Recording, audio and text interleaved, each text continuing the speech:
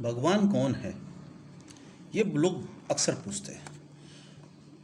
आरोप पहले लगाते हैं, भगवान होता तो ऐसा क्यों होता, भगवान था तो उसने अच्छाई क्यों बुराई क्यों बनाई है, भगवान था तो ऐसा क्यों नहीं हुआ, भगवान था तो ऐसे बुरे लोगों क्यों जन्म लिया, वो भगवान है तो ये बुराइयाँ, ये अपराध, ये सृष्टि की ये हालत किसने की है।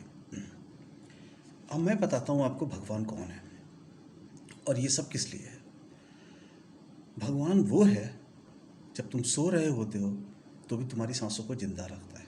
जब तुम सो जाते हो तो तुम मृत प्राय हो जाते हो, तुम्हें कुछ नहीं पता होता, तुम एक दूसरी दुनिया में चले जाते हो। लेकिन वो सांसों को जिंदा रख के तुम्हें जीवित रखता है। तुम्हारी सांसें ही एकमात्र सबूत है कि तुम जिंदा हो, वरना सोने के बाद तुम्हारा कुछ भी तुम्हारा नहीं होता है। भगवान वो है जो रोज़ सुबह तुम्हें उठाता है। तुम सो जाते हो, बिल्कुल गहरी नींद में सो रहे होते हो, लेकिन सुबह होते वो तुम्हें जगा देता है। वो है भगवान। भगवान वो है जिसने तुम्हारे अंदर लहू को पैदा करता है। तुम पीते नहीं हो किसी से लहू, खाना खाते हो, पानी पीते हो, लहू तो नहीं पीते ना, वो बनाता है। और कहीं मना कर देखो, किसी रोबोट में बनाओ जिसमें लहू बहता हो, बनता हो अपने आप, नहीं बनता है। वो है भगवान जो तुम्हें हर गलत काम से पहले एक बार टोकता है। कितना भी बड़ा अपराधी हो, लेकिन उसके मन में भगवान उसे एक बार याद जरूर दिलाता है कि ये गलत है। तुम्हारा तुम्हारा हृदय तुमको रोकता है, तुम उसको इग्नोर करते हो, ये तुम्हारी प्रॉब्लम है। भगवान वो है जो हर बुराइयों से तुमको बचाने की कोशिश करता है।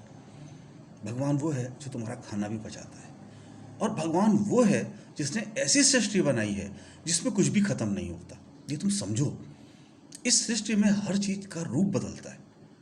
मरने के बाद भी तुम जिंदा रहते हो क्योंकि तुम्हारा रूप बदलता है, तुम नहीं बदलते। सृष्टि का साइकिल देखो कैसा है। सपोज तुम्हें समझो तुम्हें पनीर बहुत अच्छी लगती है। पनीर कहाँ से आता है? दूध है। दूध से तुमने पनीर बना लिया, पनीर से तुमने सब्जी बना ली, सब्जी बना के खा लिया, खा के वो तुम्हारा वेस्ट में कन्वर्ट, ब्लड में कन्वर्ट हुआ और वेस्ट में कन्वर्ट हुआ। वेस्ट मिट्टी में चला गया, मिट्टी से फिर वो पौधा निकला, उसी उसी उसी वेस्ट उसी मिट्टी से वो पौधा निकला, उस पौधे से वो पत्ती निकली, उस पत्ती को फिर गाय ने खाया, उस पत्तियों को गाय के खा के शरीर में फिर एनर्जी और दूध पैदा हुआ, और वो फिर तुमने उसको यूज़ किया। ये साइकिल है। पानी है, पानी बरसता है, जब समुद्र में रहता है, भाप बनता है, आकाश में चला जाता है, आकाश में इकट्ठा कंडेंस होता है, फिर पानी बरस के वापस आ जाता है। समुद्र का खारा पानी जब घुल के जब बरसात में गिरता है तो वो मीठा हो जाता है, वो ज़मीन के अंदर मीठा पानी चला जाता है। कैसे भगवान तुम्हें रिसाइकिल करके दे रहा है? तुम तो एक पानी की बोतल भी 20 रुपये में बेच रहे हो, उसको सिर्फ थोड़ी सी प्योरीफाई करके उसको 20 रुपये में बेच देते हो। वो तो नहीं बेचता, उसने तो ऐसा सिस्टम बना रखा है। भगवान की हर एक सिस्टम को समझो तो उसने तुम्हें क्या नहीं दे रखा है। इतने सारे फल फूल जो तुम्हें दे रखे हैं और वो कभी ख़त्म ना हो तो उसमें बीज बना रखे हैं कि वो बीज गिरते हैं पक्के और फिर उससे पेड़ निकाला जाता है, निकल आता है। और एक बीज में कितने से एक पेड़ निकलता है, एक पेड़ से कितने फल निकलते हैं, उन फलों में कितने बीज होते हैं और एक बीज से फिर एक फल निकलता है। ये सृष्टि है, ये भगवान है। भगवान है जो कभी ख़त्म नहीं होता। अब तुम्हें और क्या सबूत चाहिए कि वो भगवान है तुम्हारे साथ साथ। लेकिन और भगवान वो भी है जो तुम्हारे कर्मों का हिसाब बराबर रखता है। तुम अच्छे कर्म करते हो, वो तुम्हारे अकाउंट में जोड़ देता है, वो तुम्हें आगे तक प्रोटेक्ट करते हैं वही अच्छे कर्म। तुम बुरे कर्म करते हो तो भी वो आपके अकाउंट में जोड़ता है, और अगर अच्छे कर्म करके उन बुरे कर्मों को ख़त्म नहीं करते हो, नलीफाई नहीं करते हो, तो तुम्हें अपने दंड का भागी भी बनना पड़ता है। भगवान वो है जो तुम्हें ये कहने पे मजबूर करता है हर मुसीबत में कि हे भगवान मुझे बचाओ। कोई भी धर्म हो, आप धर्म के नाम पे लड़ते हो, जाति के नाम पे लड़ते हो, वो धर्म क्या है? कोई भी धर्म ऐसा नहीं है जो भगवान को ना मानता हो, जो ना मानता हो कि एक ईश्वरी पावर है जो हम सबको चला रही है।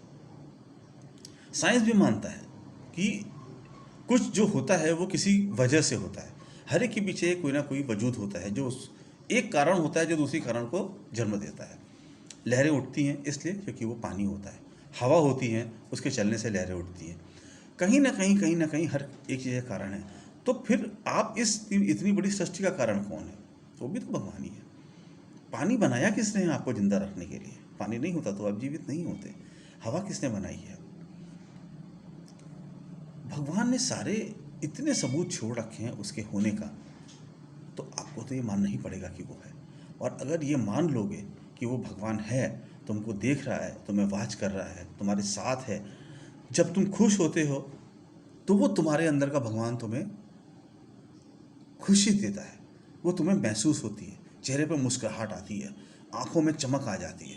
जब तुम दुखी होते हो तो भी वो आंसू बन के निकल जाता है, वो तुम्हें एहसास कराता है कि तुम दुखी हो। और वो आंसू और वो एहसास इसलिए होते हैं कि तुम दुखी हो और अब आंसू पोंछो, क्योंकि आंसू रेगुलर नहीं निकलते। आप देखो, भगवान कहता है कि आंसू निकले, अब आंसू पोंछो और अब अपने कर्म को करो ताकि आप खुशी की तरफ बढ़ पाओ। ऐसा नहीं है कि दुख के आंसू हमेशा निकलते रहते हैं, वो बंद हो जाते हैं निकलना, क्योंकि भगवान कहता है कि दुखी बस एक एंड तक होना है, इसके बाद खुशियाँ भी तुम्हारे लिए आएंगी। उसके लिए तुम्हें प्रयास और तुम्हें कर्म करना पड़ेगा।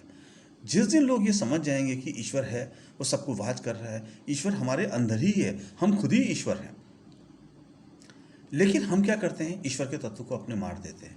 और जैसे ही हम अपने ईश्वर के तत्व को मारते हैं, वैसे ही हमारा जो अंदर का दानव है वो जाग जाता है, वो बुराइयाँ जाग जाती हैं।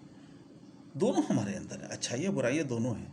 ये आपके ऊपर डिपेंड करता है कि आप अपनी अच्छाइयों को आगे बढ़ाते हो, जगाते हो, या अपनी बुराइयों को आगे बढ़ाते हो। दोस्तों, ये जिस दिन ये तुम्हें एहसास हो जाएगा कि सिर्फ खाना पीना जीवन नहीं है, हम मरेंगे, हमारे मरने के बाद भी मेरा जीवन रहेगा, पता नहीं किस ग्रह पे जाएंगे हम, शायद इसी जीवन पर लौट के वापस आएँ, तो क्या हम इंसान के रूप में आएंगे या किसी कीड़े मकोड़े पतंगे के रूप में आएंगे?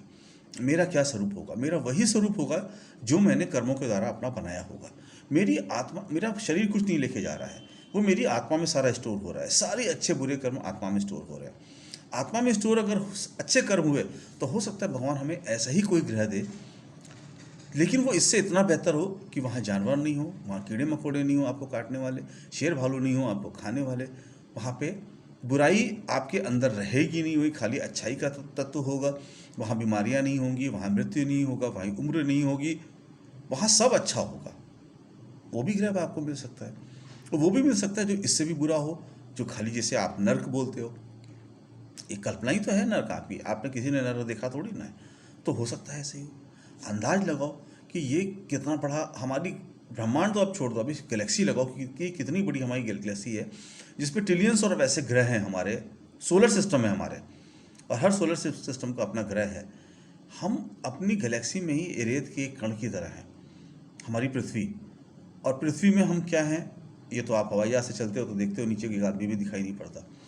हमारा वजूद क्या है इस ब्रह्मांड में? इस वजूद को लेकर इतना घमंड, इतना अपराध, इतनी घृणा, इतनी नफरत क्यों? जीवन इसलिए है कि हम आगे बढ़ें और इससे बेहतर जीवन पाएं, ना कि इन कीड़े पकड़ों की तरह जीवन को व्यतीत करें। जिंदा भी रहना भी है तो गर्व से जिंदा रहो, देशभक्ति से जिंदा रहो, इंसानियत से जिंदा रहो, बाकी कुछ भी नहीं है।